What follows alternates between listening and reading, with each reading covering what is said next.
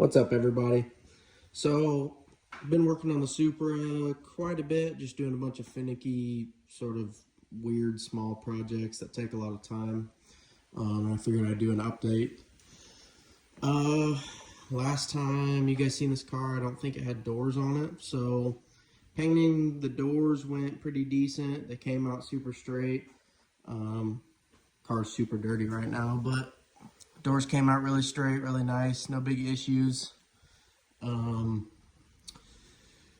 they look good overall. And then, since last time you've seen this car, I also got a lot of the insides of the doors put together.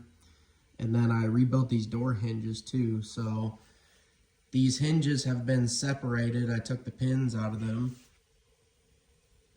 removed the bushings, removed the pins, removed all the hardware, powder coated the brackets, the inside bracket and the outside bracket. And then I actually bored the holes of the door hinge like bracket out, and I put new bushings in here from McMaster Car. And then these bolts that go through are shoulder bolts that are like ground shoulder bolts, so they're super precise and straight. So I pressed the bushings in here and then actually reamed the holes to match the shoulder bolt. So the actual connection is super straight, super strong, and they're super smooth. And then of course I got new stainless hardware to bolt the door hinges in. I want to change these to button head hardware, but for now that's all I could find at the local store. I got to order some stuff.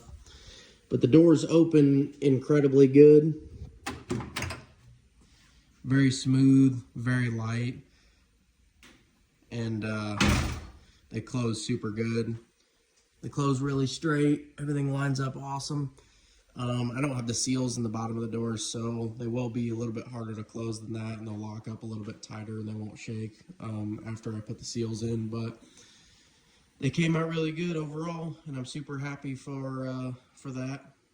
Next up for paint and body work goes is the fenders are at the shop, and I'm not painting in the garage anymore, so I'm taking the stuff to my dad's to actually paint the stuff. So those fenders are at my dad's. They're completely stripped, and we'll be getting those painted up soon, so that'll be cool. It's going to look like a full car soon. It's been really hard, but I was able to find a windshield on the internet, and I got one ordered. So whenever they get that made and sent to me, I'll have a windshield in here. Super excited for that. Since last time you guys seen it, I've done a ton of interior work. So I got some Corbeau seats, diamond stitch seats. They're reclinable, and these actually have the seat heaters in the bottom and the back. The passenger and the driver side do. So these seats are really nice overall. They match the overall interior. You know, I got a blacked out theme going here with some cool printed leather and everything. I think they match pretty good. Got some 5-point harnesses here. These seats aren't made for 5-point harnesses, but they have this slot, so you could actually run one of these too. These are SFI rated harnesses, which is cool. They have the old traditional style latch to them. Not my preferred method, but I wanted the thicker straps. So these have really nice pads too. These pads are super cool, super comfortable, a little bulky, but overall these seats and this harness combo, they feel really good. I'm a bigger dude, so I don't fit into a lot of seats well. But I actually fit into this bolstering really nicely, and I don't feel too cramped in these, so that's awesome. So Corbeau seats and harnesses. The brackets, I'll put up a picture. I actually custom made these brackets, and I wanted them to be fixed. So I didn't want sliders because I didn't want the height of them. These cars are really weird when you put seats in them because they can end up being super high. So I made a fixed bracket that actually just bolts in place and the seats bolt to it. So these won't move back or forth at all. So Got plenty of headroom in here. If I ever were to need to wear a helmet or do anything like that, there's plenty of room in here with how low these are. Yeah, I pretty much got the interior all mocked up, seats in and everything. I still got to buy gauges and all kinds of stuff. But another project I've been working on, you've probably seen it in the background. Been working on carbon fiber door panels for this car. So I love carbon, but I love simplistic carbon. I don't really like when stuff is too overdone with carbon. But I don't mind it in certain areas, just like door panels, and I think an armrest would be cool maybe, or this dash panel and carbon would be cool, but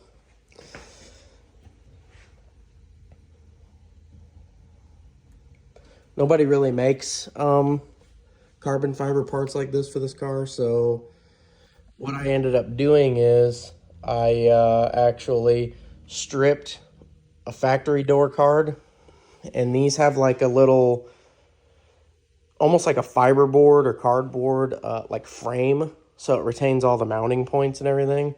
And I basically did a laminate carbon or like a carbon wrap on the actual frame of the factory door cards. So this is one of my first carbon parts I've ever made, so I didn't want to go crazy and make a crazy mold that I was only going to use once for each side.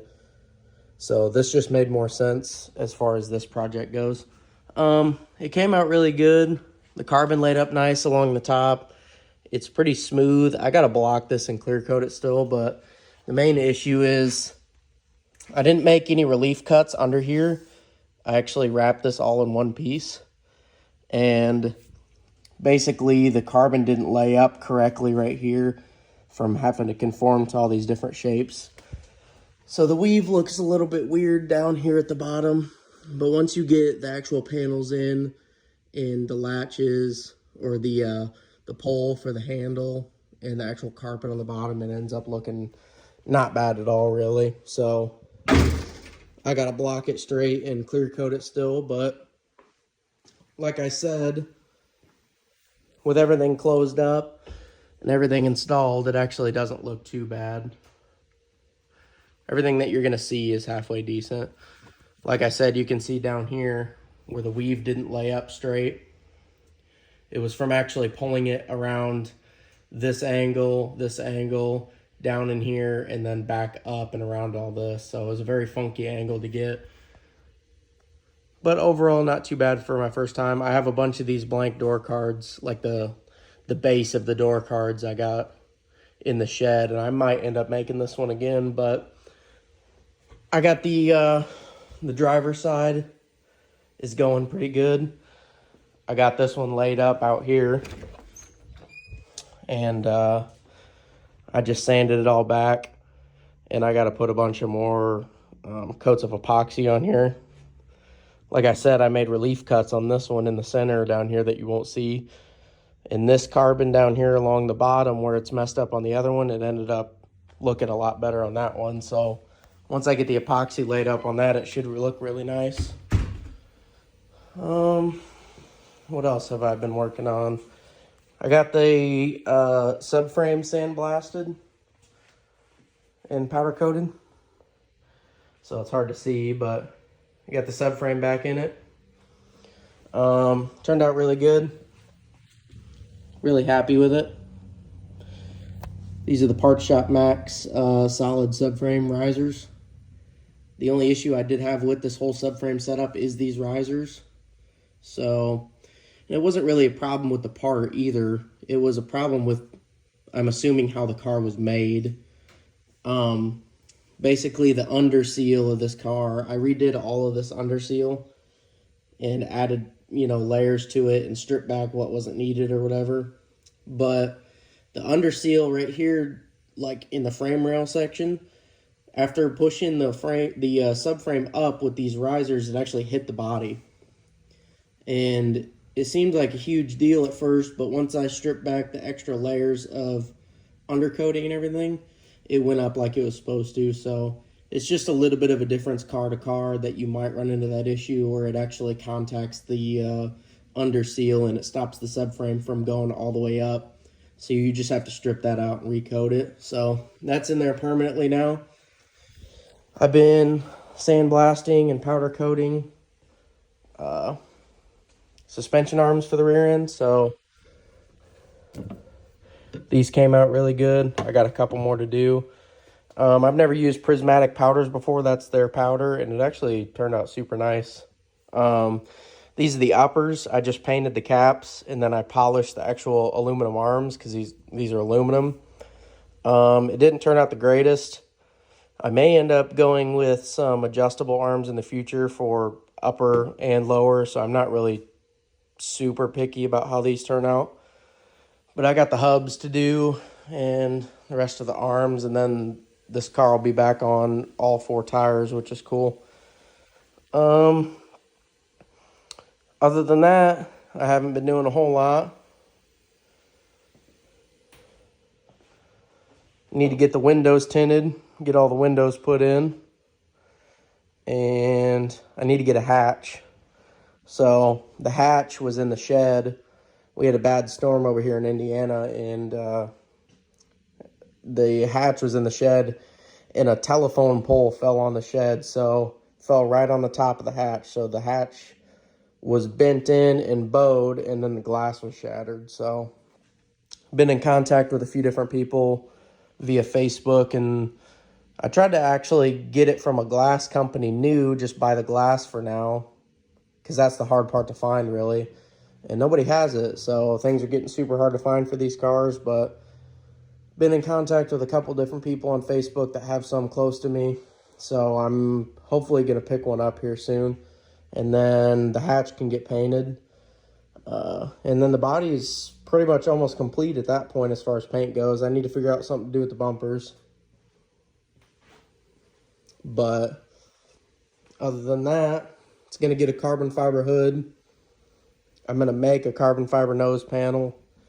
So once we get the fenders back and the hatch sorted out, the chassis is mostly complete. So, but that's about it.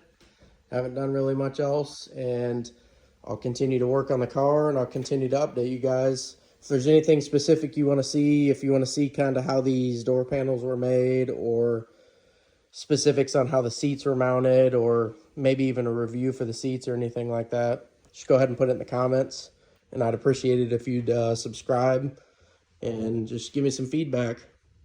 See you guys.